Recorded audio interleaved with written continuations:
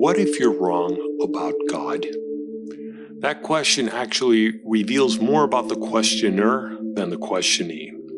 In other words, anyone who asks, what if you're wrong about God? They're most likely revealing two things. Number one, they base their life and decisions out of fear of punishment. And number two, they most likely have a sadistic streak to them. I'm no psychologist or neurologist, but I'm willing to bet people who ask, what if you're wrong about God? They secretly enjoy the idea that others will be punished for not thinking like them, which is probably why they're driven by the fear of punishment.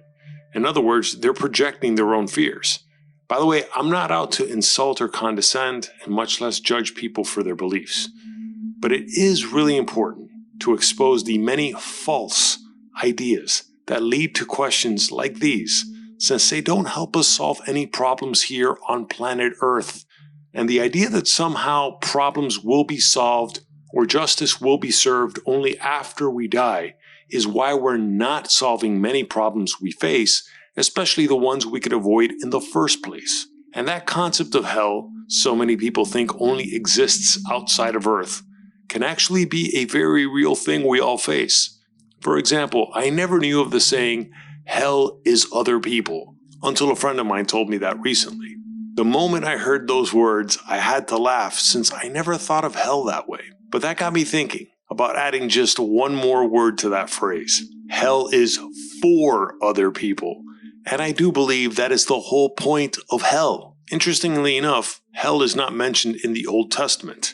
Hell only appears in the New Testament half of the Bible. Though hell is not originally a Christian concept. It's been around since the Greeks and the Persians, and there are mentions of the quote-unquote underworld in other religions too. Hell is as fabricated a place in the human psyche as the many gods ancient humans conjured up as they reflexively personified forces of nature they couldn't understand and much less control. Hence the gods of thunder, and the gods of war, and the gods of the sea, etc. But the concept of hell most likely gave people a sense of control, especially people who had no real power in society, which is probably why it appealed to the early Christians who were being persecuted by the Romans. Hell probably gave them a tiny sense of power, where justice will soon be served for whatever they were being wronged, because they would be vindicated by God's wrath. There's no way to prove what I'm about to say, but I'm also willing to bet people who seriously ask the question, what if you're wrong about God? They most likely envision themselves walking in heaven, holding hands with Jesus, as they look down from the clouds and see all the atheists like me burning in hell miles below, as they look up at Jesus and say, I tried to warn them, I really did, but they just wouldn't listen to me, Jesus. And then Jesus pats them on the head and gives them a lollipop or something. Whatever, I could be wrong, and I'm probably just projecting what I used to think as a child.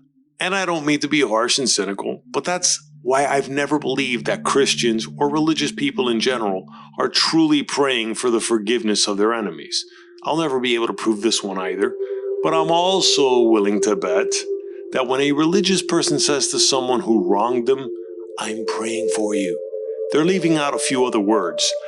To burn in hell. For at least a little while. Maybe not for all eternity, but I'm praying for you to burn in hell just long enough to get even. But then again, I'm just projecting because that's what I used to do when I was growing up Catholic as a kid. Because I remember wishing for certain people to burn in hell, namely older kids who bullied me or annoying teachers that arranged for our final exams to be after the Christmas holiday so we'd have to study and stress out during the 2-week vacation. And I'll admit, even now as a middle-aged atheist, I kind of wish there was a hell. But for people who truly deserve it, like murderous tyrants such as Vladimir Putin and his inner circle of henchmen, and especially that sadistic Bishop Kirill who told Putin, God put you in power. Yeah, that's the kind of hell I wish existed, but of course it doesn't. Bad things happen to good people in this life, and it's hard to wrap our heads around that. It's particularly hard to wrap our heads around the almost immutable law of politics that freedom is not free and you can't have peace without being ready to fight. We really have to fight for peace and freedom, Because there's always going to be a Vladimir Putin or a Xi Jinping or a Saudi Arabian prince willing to murder you so they can stay in power and secure resources for their own survival. This is just how life works. But coming back to the very title of this video, what if you're wrong about God? Well, which one? I think that's another revealing fact about the default thinking of most people. It really doesn't dawn on most religious people, especially Christians and Muslims, that there are literally thousands of other gods that people believed in and killed other human beings for not believing in them. When Richard Dawkins was famously asked, "What if you're wrong about God?" by some young person in an audience that somehow thought they were asking him the toughest question he's ever been asked, he answered by naming a bunch of other gods as well. But ultimately he asked, "What if you're wrong about the great juju at the bottom of the sea?" What I wish Richard Dawkins would have expounded on was why people believe in these gods in the first place, and not just because of whichever culture they were born into, because all cultures have this. Which is why I believe it is high time in human history that more people understand why the human brain creates these demonstrably fictitious characters to help us make sense of reality, especially regarding all the bad things that affect our survival and the inevitable death we're all going to face. Because the only way to solve problems in this life is by accepting reality for what it is, not by resorting to magical thinking whenever things don't go our way. The objective nature about reality can only be one thing. There was a time where people debated if the earth was round or flat, and nowadays we know the correct, factual answer.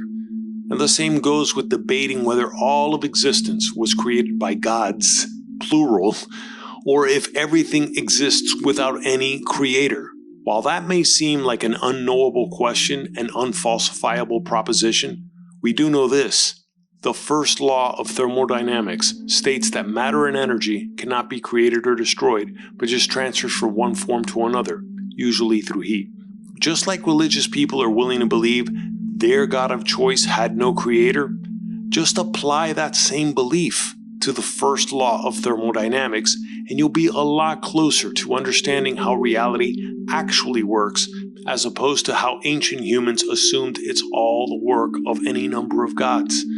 Accepting those facts will make a lot more sense as to why bad things happen to good people, and more importantly, how to minimize and possibly eliminate them altogether. But precisely because of those certain aspects of life that are too much for our brains to deal with, most religious people have developed a psychological firewall of denial that no amount of sharp thinking and reasoning will ever penetrate. Yet I still think it's worth hurling some facts and logic over that wall in the hopes of something getting through, until all of humanity understands how reality actually works, and that there's no sky daddies settling scores in hell for people who've wronged them. I've found the best way to answer, "What if you're wrong about God?" is to simply ask, which one? If I got anything wrong in this video, please let me know in the comments below. But if you like this video, please give it a thumbs up, subscribe to the channel, and hit the notification bell for upcoming videos. Check out the links below for my original art and merchandise, and thanks for watching.